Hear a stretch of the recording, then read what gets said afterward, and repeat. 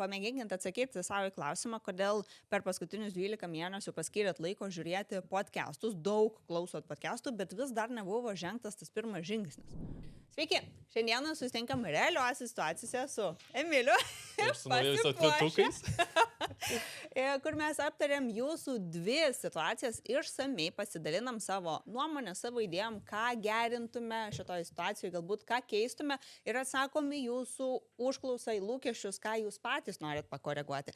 Tai labai labai svarbus momentas, perduodu žodį.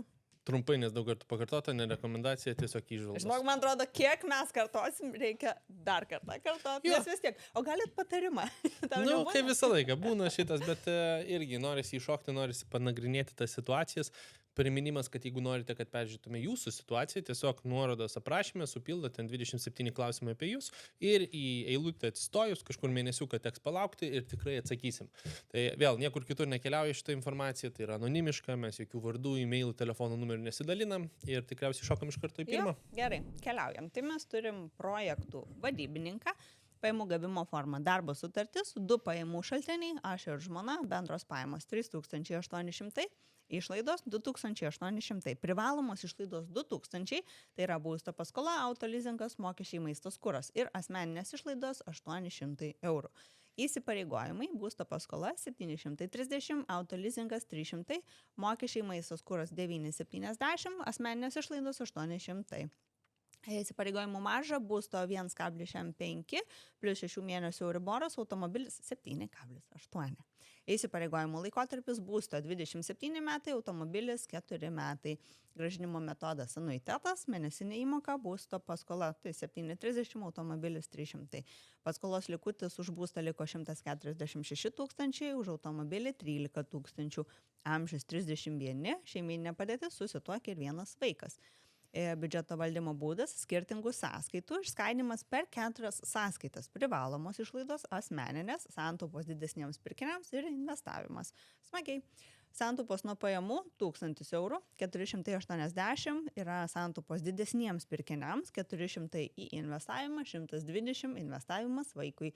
Didesnių pirkinių biudžetą taip pat įeina atostogos, nenumatytos išlaidos, vis brangesnių daiktų pirkimai, išlaidos kūdikiui.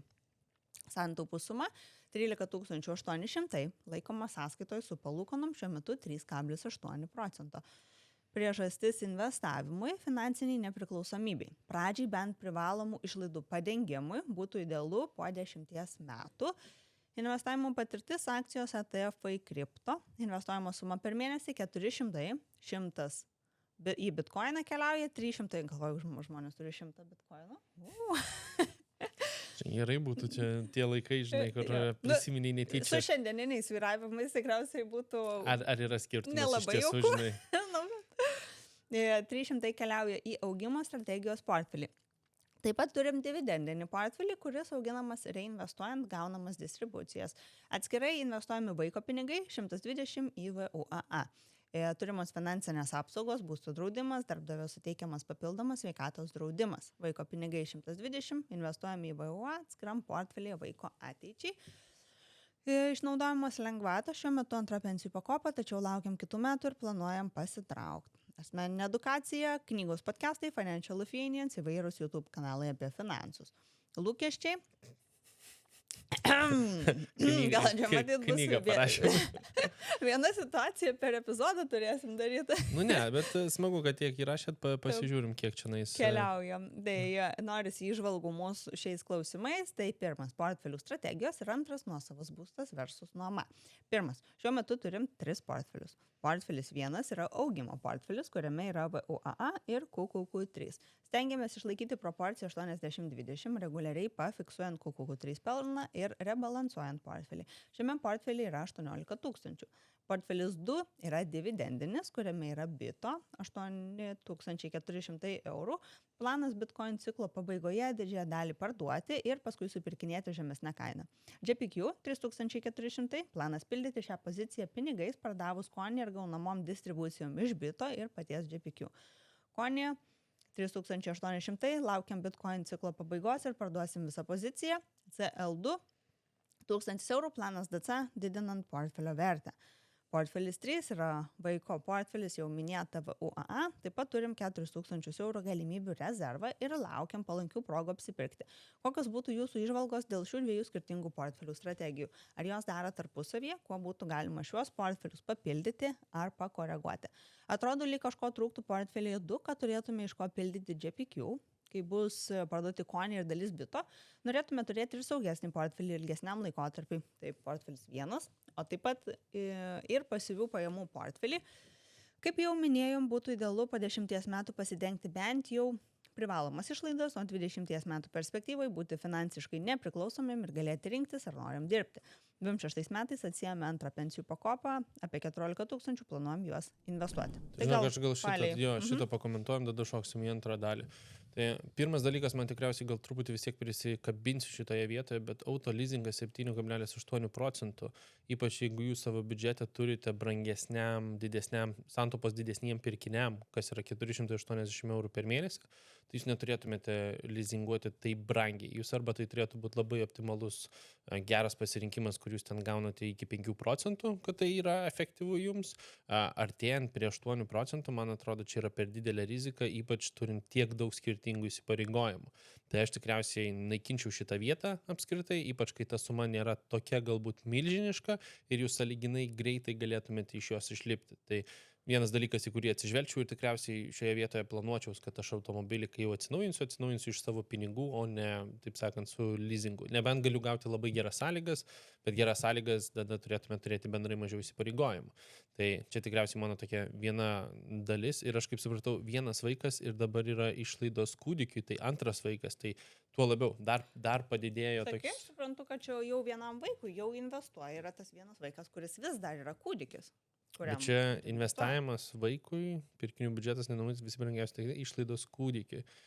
Tai vos ne čia investavimas vaikui ir čia yra dalis išlaidos kūdikiui. Tai jeigu... Gal, nežinau, tai tikriausiai čia klaustukas iš šitos pusės, bet man atrodo vis tiek, tu esi atsakingas už žmogų jau, aš įsipareigojimus į sąlyginai mažą kiekį dėčiau per tą prizmę, nebent pas mane būtų milžiniškas portfelis, kur tu gali, žinai, jeigu tavo portfelis ten milijonas ir tu esi pasiskolinęs 200 000, tau vienodai šviečia. Bet jeigu tu atvirkštinis variantas, kad tu negali padengti tų įsipareigojimų greitai, tada mes valdom per tą rizikos prizmę. Tai man atrodo truputį per brangi leasingo dalis. Dabar dėl portfelių, tai aš dabar jeigu skaičiuočiau 1, 2, 3, 4, 5, 6, man rodos, 7 pozicijos ir mūsų investuojama suma yra 400 eurų, atimam 100 eurų bitkoinų tiesiogiai investuojant, tai mes investuojam 300 eurų ir tada mes turim 7 teoriškai pozicijas, kuriuose darom kažkokius veiksmus, kažką perkam, kažką parduodam. Man atrodo neefektyvu tokiai sumai. Tokią sumą turint, aš sakyčiau, tada turėtumėt kažkur vienai pozicijai bent jau po 100 galėti skirti. Tai minimum čia, sakykime, 700 eurų investicija per mėnesį turėtų būti. Galbūt galim prisiknisti, kad ten tam tikrai išmoka kiekvieną mėnesį pasirinkimai ir galbūt išmoka didelės distribucijas, bet tai irgi nėra garantuota. Čia gali labai greitai pasikeisti tą situaciją ir tų išmokų nebūti. Tai aš jų neskaičiuočiau į tą sumą, kurią reikia investuoti. Tai aš tikriausiai dabar iš šitos prizmės galvočiau, kaip aš galėčiau sumažinti ir sukoncentruoti tam tikras pozicijas arba galvoti, į kurias aš noriu investuoti ten kas antrą arba kas trečią mėnesį, tam, kad nebūtų tų mažų, taip sakant, investicijų į specifinius įrankius. Dabar man tikriausiai artimiausias mano pasirinkimų yra pirmas, tik aš netgi tą 20% svertinį pasirinkimą aš vertinčiau kaip papildomą riziką ir jeigu kur jūs įvardinot, kad norėtumėt kažko, kas būtų saugesnis variantas ir mažiau sviruotų, tai atrodo nelogiška, nes jūs ir pirmam užsisvertinę, ir antram portfelį užsisvertinę, ir tik tai trečiam portfelį, kas yra net ne jūsų tikslu, bet jūsų vaiko tikslui, tai, pirmi 2 abu yra su sąlyginai aukšta rizika. Tai jeigu sakot, kad reikia truputį stabilumo ir reikia kažko būtent iš tos prizmės, kad sumažinti sviravimus, man atrodo, kad čia tikriausiai pirmame portfelėje turėtų kažkas tokio atsirasti, kaip trečia pozicija, arba galbūt netgi pakeisti tą patį QQ3. Dabar iš dividendinio portfelio, čia vėl visą laiką klausimas atgal. Jūs norit abiejų pusių, tai abiejose gausite tokius sąlyginai nebūtinai geriausius ir efektyviausius rezultatus. Jeigu aš norėčiau augimo, kas yra kapitalo prieaugis, tai aš norėčiau, kad kiekvienas euras mano dirbtų ir kuo dirbtų efektyviau. Jeigu mano fokusas būtų tik į distribucijas, tai šitoje vietoje aš norėčiau gauti tas distribucijas, kurios pastoviai vis didėja ir duoda man vis daugiau ir daugiau išmokų atgal. Šiuo atveju jūs sakot, aš noriu ir to, ir dažniausiai tai bus kažkas per vidurį ne iki galo sužiūrėta. Tai mano atveju aš tikriausiai klausčiau, kam dvi atskiros strategijos šiame etape, ypač jeigu jūs tų pajamų, kurias gaunate kiekvieną kartą, jūs vienintelis dalykas, ką darote, yra reinvestuojate juos, tai kodėl nesirinkti galbūt tam tikrų fondų, kurie reinvestuoja už jūs. Taip sakant, sutaupysite tas dienas, kol pinigai sėdi sąskaitoje ir nieko nedaro. Bent jau iš tos pusės mano pusėje. Vėl. Yra daug žmonių, kurie mato tą naudą pasyvių pajamų, kurios atkeliauja iš pozicijų, nes tai užtvirtina, kad, žiūrėk, iš tiesų veikia. Taip. Aš suprantu šitą psichologinę dalį, tai jeigu čia fokusas, tada aš klausiu, kam augimo portfelis šalia ir galbūt čia ir fokusuojamės ir didinam tas pasyvias pajamas kiekvieną mėnesį. Nelyginčiau galbūt kiekvieną mėnesį, lyginčiau kas ketvirtį maždaug. Ar kiekvieną ketvirtį mes gaunam vis didesnės ir didesnės išmokas. Nes kai kurie moka kas 3 mėnesius, kai kurie ten kas mėnesį ir taip toliau ir taip toliau. Tai jo, ir plus tikriausiai, jeigu jūsų antras portfelis, mes kalbam bitų yra 8400. Žiūrėjau, tą pačią dalį, kad, ta prasme, core dalis, tai vis dėlto tai ir planuoju parduoti ir dar reikėtų įsivertinti, kad į bitcoiną tiesiogiai, aš spėju, investuoja 25% teoriškai savo investuojamų pinigų. Tai man atrodo, kad jūs truputį labai esat dideliai pozicijoje šioje vietoje ant pagrindinio plano parduoti laiku.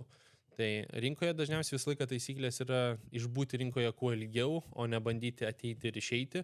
Tai aš tikriausiai argumentuočiau, kad čia gali būti rizikinga strategija, bet, kaip sakant, kiekvienas įsivertina. Tai mano tokios. Aš gal dar irgi žiūrėčiau ar ne į tą portfelį numeris 2, kur yra CL2, tai logiškai tada jisai turėtų keliauti pirmą portfelį, nes CL2 jisai neišmoka dividendų, tai yra tiesiog svertinis pasirinkimas, tai kaip ta pozicija tenais atsirado. Ir aš labai, pritariu tai vietai, kad jeigu jūs turite aiškius tikslus po 10 metų kažkur nukeliauti, tai netgi tą pačią FL.lt skaičiuoklę galite atsidaryti ir pasižiūrėti, kiek jūs su įsivaizduojamu, planuojamu tuo pelningumu turėtumėt, jeigu investuojate 80-20 su pirmu portfeliu ir kiek jūs turėtumėt pagal savo antrą strategiją ir tada galbūt atsiras racija, pasirinkti vieną portfelį ir jį pildyti. Ir net jeigu turėsit augimą ar ne su tikslu po 10 metų keliauti į pasyvias pajamas, tai turėsit užaugusį portfelį per tikrai pakankamą laikotarpį, ar ne, augti. Ir tada performuojat, parduodat tas pozicijas, perkat tik tai, kas jums išmoka pasyvias pajamas ir viskas. Man atrodo, tiesiog bus tas paprastesnis pasirinkimas. Tai ir čia, čia puikiai atliepia tai, kad vaikų strategijos dažniausiai būna mažiausiai ten, kur kišiesi. Būtų labai gaila, po kokių 10 metų žiūrėti, kad vaiko portfelis aplenkė ir pirmą ir antrą portfelį, nors tenais buvo skirta mažiausiai laiko. Bet yra variantas. Ir matau, čia dar su nekilnojamu turtu yra klausimas. Svarstam galimybę parduoti būstą ir gautą pelną paskirstyti investicijom apie 70 000 ir pradiniam įnašui būstui kažkada ateityje 40 000. Kartu su antros pensijų pakopos pinigais galėtume papildomai investicijoms skirti 85 000, kas galimai pagreitintų mūsų finansinės nepriklausomybės kelionę.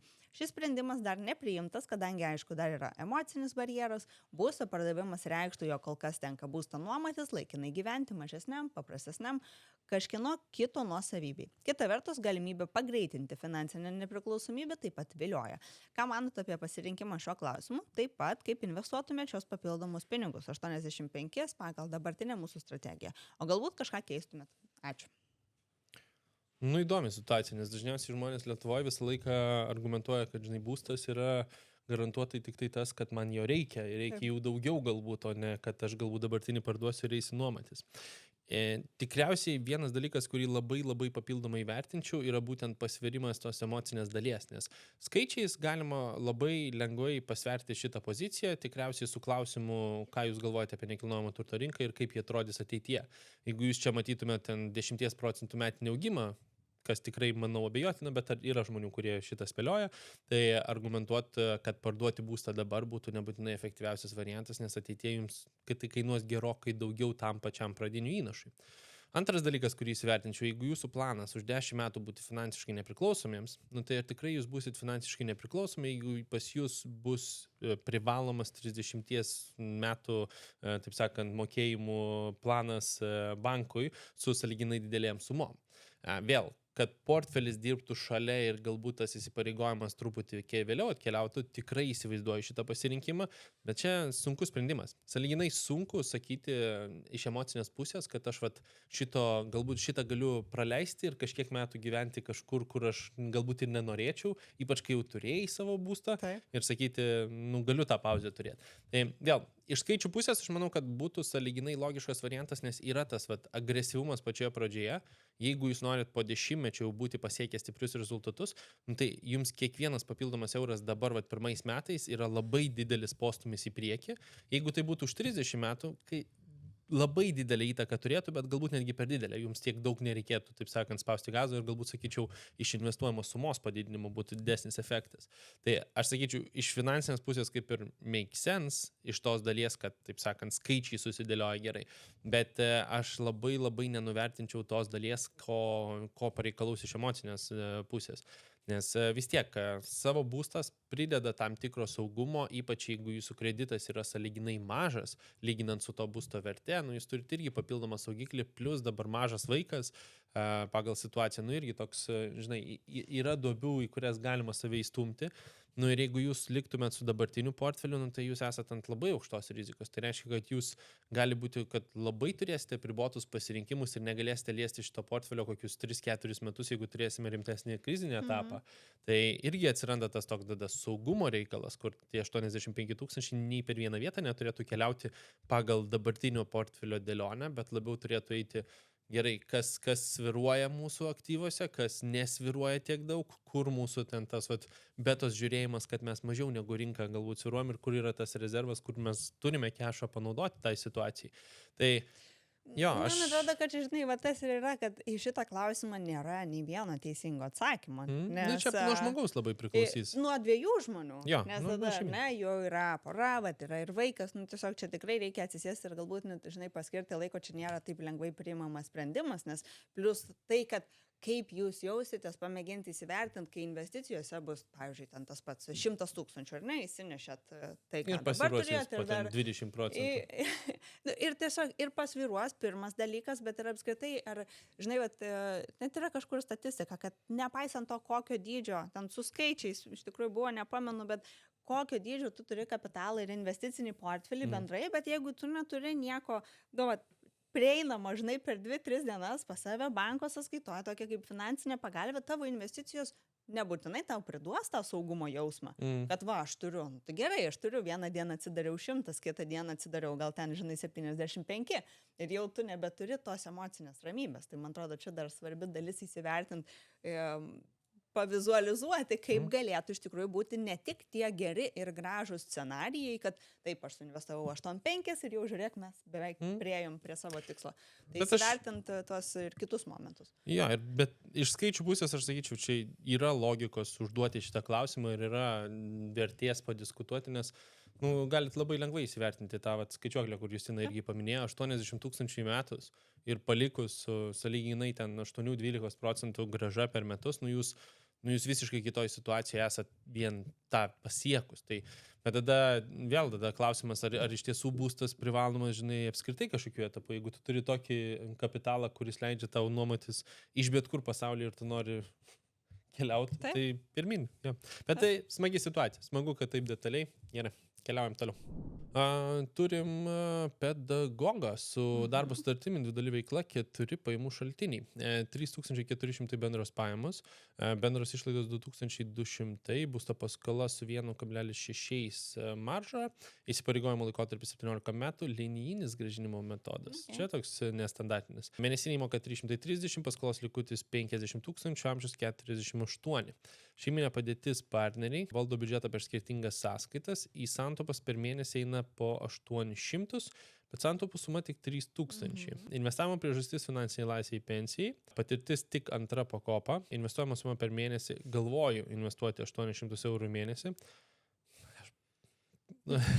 Turimos finansinės apsaugos nėra, išnaudojimo mokesčių lengvata antra pakopa, asmeninė edukacija per paskutinius 12 mėnesių, daug podcastų klausiau apie investavimą. Lūkesčiai, noriu investavimo portfelį susiformuoti, kokius ETF surinkti į portfelį.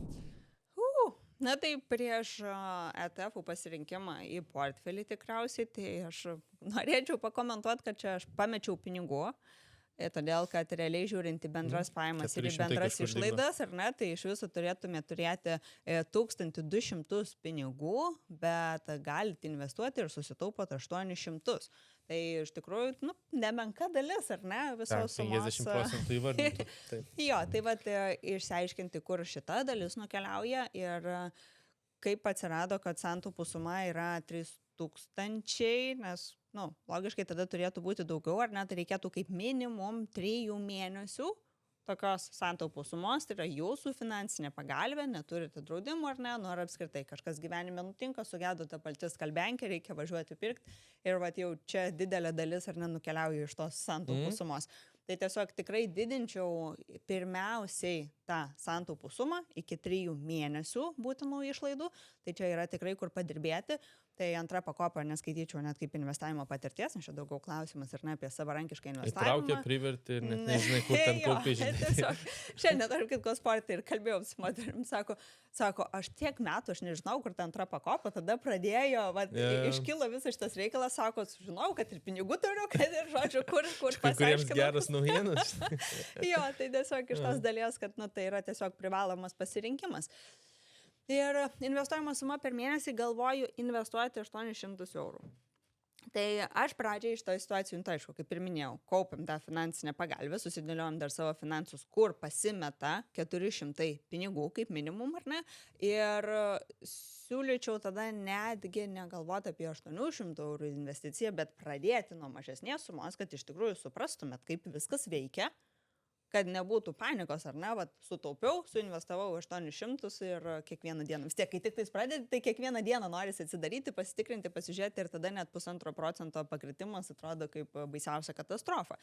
Ir pamėginkint atsakyti savo į klausimą, kodėl per paskutinius 12 mėnesių paskyrėt laiko žiūrėti podcastus, daug klausot podcastų, bet vis dar nebuvo žengtas tas pirmas žingsnis, kur yra kažkoks vidinis trukdis ar baimė ir nepasitikėjimas, ar ne, nes jums yra 48 metai, tai tikrai reikėtų suskupti, bet vėlgi nedaryti visko iš to, kad jau man 48, jau aš turiu investuoti daug didesniem sumom, nes neturiu tokio ilgo laikotarpio ir reikia imtis veiksmų. Tai pirmas finansinė pagalbė, tada o kur ir kaip investuoti, tai mes patarimų ir rekomendacijų nedalinam ir pas mus tikrai, jeigu žiūrėjot, domitės jau apie investavimą ar klausot, tai tikrai turėjot atrasti tam tikras strategijas, kurios galėtų būti jums tinkamos. Klausimas, ar yra augimas, ar yra pasyvios pajamos, ar ne, kur yra jūsų fokusas.